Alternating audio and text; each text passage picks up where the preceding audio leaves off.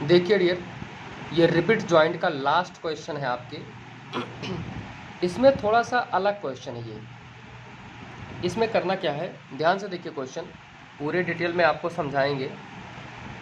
200 mm into 8 mm माप की दो प्लेटों के लिए जिन पर तनन बल आ रहा हो, दो कवर प्लेटों के साथ, देखिए दो कवर प्लेट अगर जो बोल दिए, साथ बट जोड़ का अभिकल्पन कीजिए। यानी जोड़ कौन सा है, बट जोड़ है।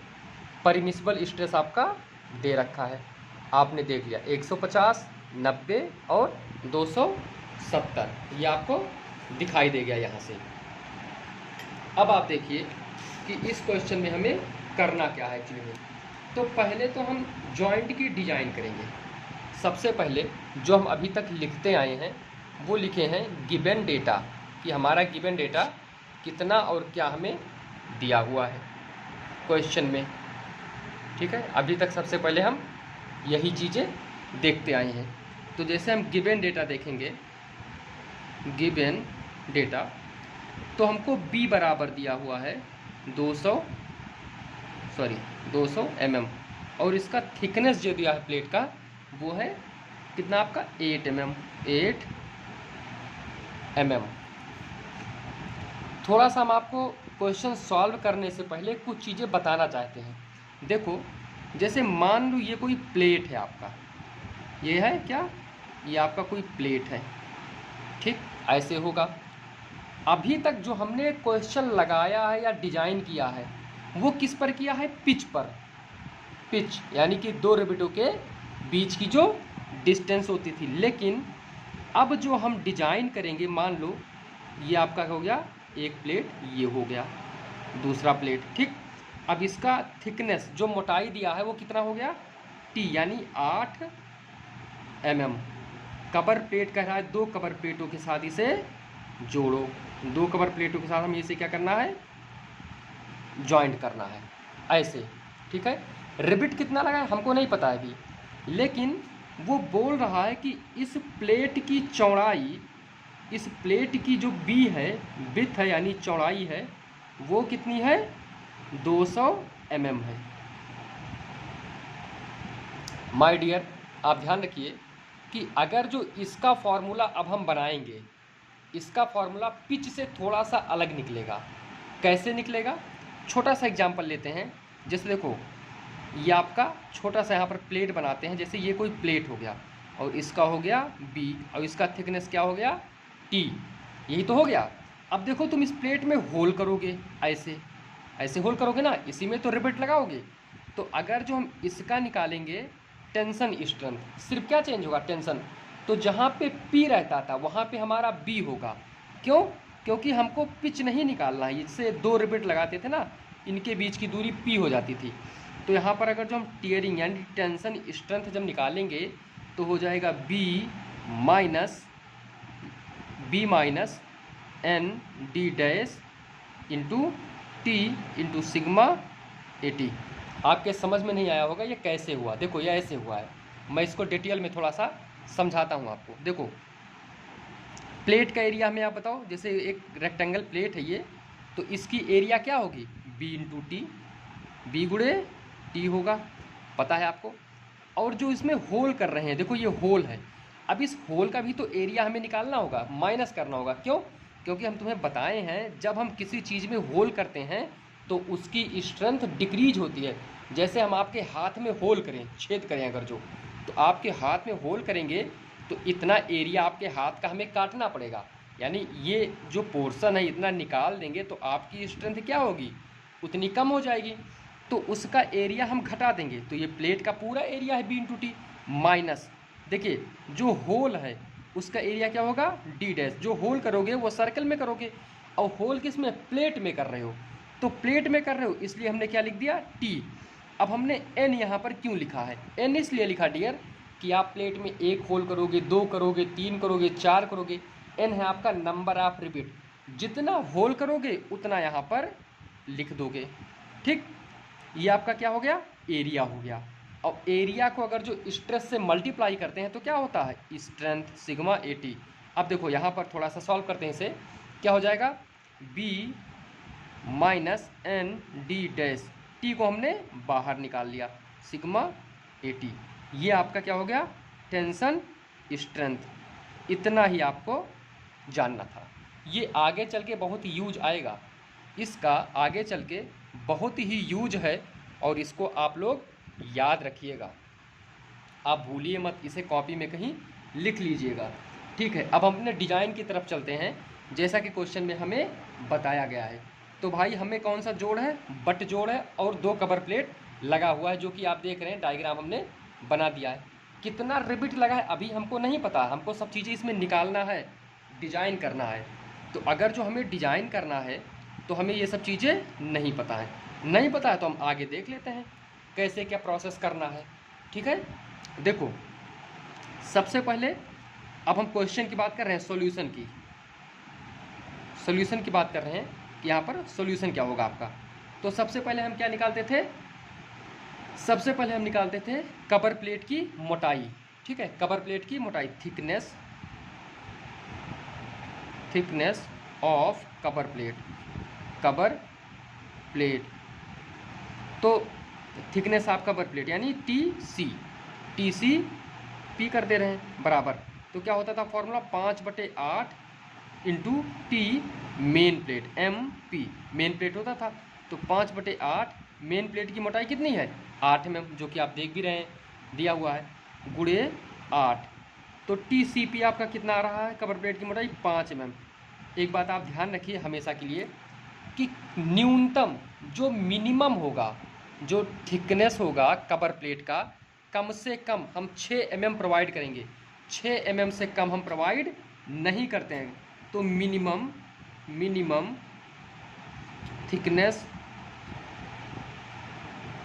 थिकनेस ऑफ कवर प्लेट कितना होता है, minimum thickness of cover plate, CP बराबर 6 mm। 6 mm से कम हम थिकनेस कवर प्लेट का नहीं रख सकते हैं। ठीक है, ये आप ध्यान रखिएगा, ये सब इंपॉर्टेंट पॉइंट आएंगे।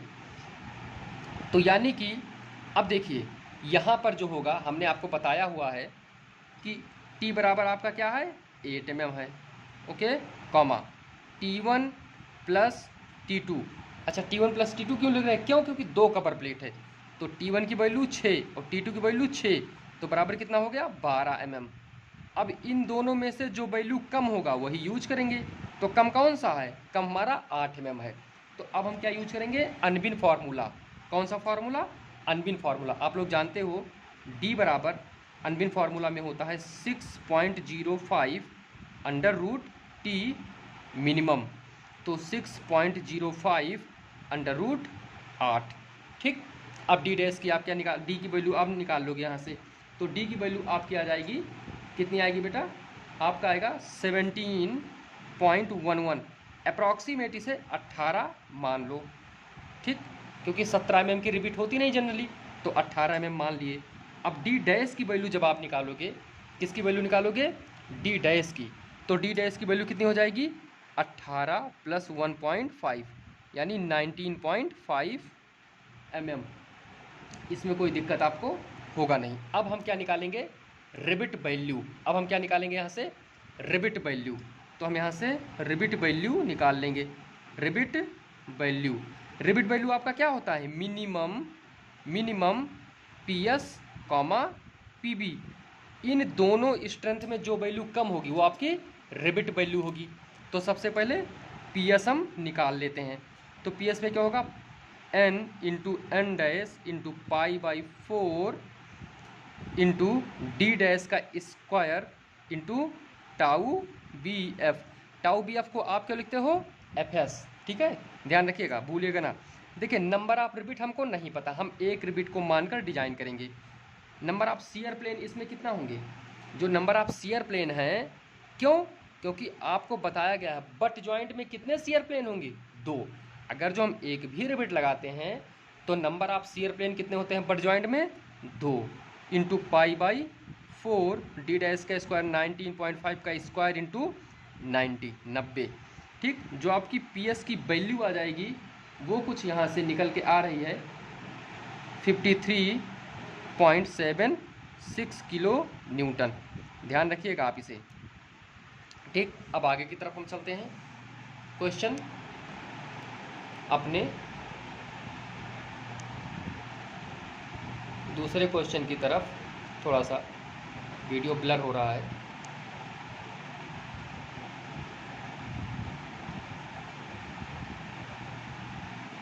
ओके, देखिए अब आप क्या निकालेंगे, बियरिंग स्ट्रेंथ यानी पीबी निकालेंगे। तो पीबी का फॉर्मूला क्या होता है, N into D dash into T into sigma B.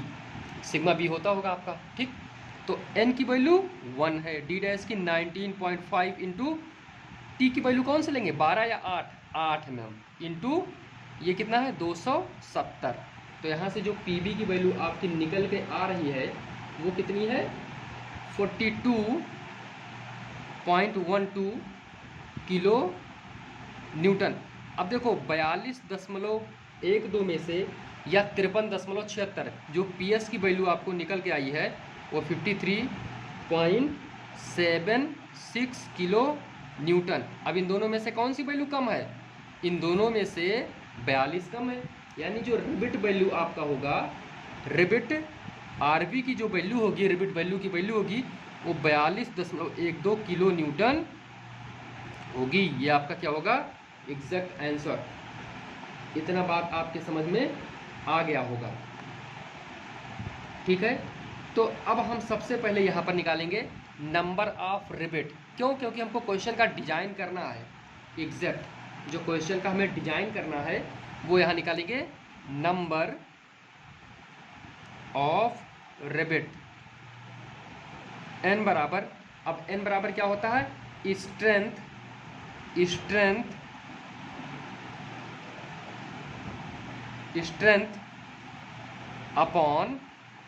Strength upon रिबिट value. तो देखो स्ट्रेंथ क्या बेटा, स्ट्रेंथ तुम्हारा हमने आपको बताया था कि टेंशन स्ट्रेंथ, ठीक। टेंशन स्ट्रेंथ यहाँ पर हम निकालेंगे और जो टेंशन स्ट्रेंथ होगा उसको हम क्या मानेंगे, स्ट्रेंथ। तो जैसे पीटी भी आप निकाल लो, पीटी टेंशन स्ट्रेंथ, ठीक। तो क्या हो जाएगा, B minus N D dash. N D dash क्यों लिख रहे हैं, क्यों, हम एक रिबिट को मान करके अभी डिजाइन कर रहे हैं, ध्यान रखिए इस बात को, इंटू टी इंटू सिग्मा 80। तो बी की वैल्यू आपको 200 दे रखा है, यहाँ पिच नहीं है, यहाँ बी है, ध्यान रखिए इस बी का, हमने फॉर्मूला भी पीछे बताया है। माइनस 1 इंटू डी डैश की वैल्यू 19.5 इंटू टी की वैल्यू 8 इंटू 150। अब जो इसकी वैल्यू निकल के आ रही है वो आपकी है टोटल 216, पीटी की वैल्यू है 216.6 किलो न्यूटन। आप ये ध्यान रखिए। तो आपका क्या हो गया, स्ट्रेंथ हो गया, कौन सा, टेंशन स्ट्रेंथ। अब नंबर ऑफ रिबिट आप निकाल लीजिए, एन बराबर 216.6 बटे कितना लेंगे, 42.12। ये नंबर ऑफ रिबिट जो आपका आएगा 5.14, यानी कि 6 रिबिट। नियर अप्रॉक्स नंबर ऑफ रिबिट कितना आया, 6 रिबिट आर प्रोवाइड। 6 रिबिट हम टोटल इसमें प्रोवाइड कर रहे हैं। अब ध्यान रखिए बेटा, जो क्वेश्चन हम आपको बताने जा रहे हैं यहाँ से थोड़ा क्वेश्चन को लेंदी होगा। देखो जो सबसे बढ़िया तरीका होता है रिबिट को प्रोवाइड करने का वो है डायमंड रिबिटिंग। अच्छा, डायमंड रिबिटिंग हम प्रोवाइड कैसे करते हैं, जैसे देखो मान लो ये कोई आपका प्लेट हो गया, ठीक, ये आपका क्या हो गया, प्लेट है ऐसे, ठीक। ध्यान से देखिएगा, इसमें हमने एक रिबिट यहाँ पर प्रोवाइड कर दिया, ये एक रिबिट हो गया। 2 रिबिट हम यहाँ पर लगा देंगे, ठीक, और फिर 3 रिबिट यहाँ पर लगा देंगे, 3 रिबिट हो गया, और 3 रिबिट फिर हम यहाँ लगा देंगे इसके पास में। इसका थोड़ा आप ध्यान रखिएगा, ये हो गया आपका 3 रिबिट। तो ये डायमंड रिबिटिंग हो गया। अब जैसे हमने मान लो एक प्लेट में, इस प्लेट में इधर प्रोवाइड किया है, सेम कंडीशन ऐसे इधर प्रोवाइड कर देंगे कि एक रिबिट यहाँ डाल देंगे, एक यहाँ और एक यहाँ।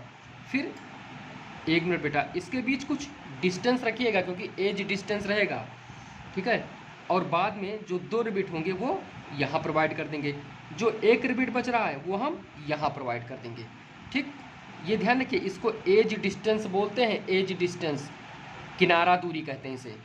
ठीक है, अब देखिए जब हम सेक्शन का निकालेंगे तो इस पर भी हम स्ट्रेंथ निकालेंगे, फिर इन दोनों रिबिट पर भी स्ट्रेंथ निकालेंगे और इन तीनों रिबिट पर स्ट्रेंथ निकालेंगे।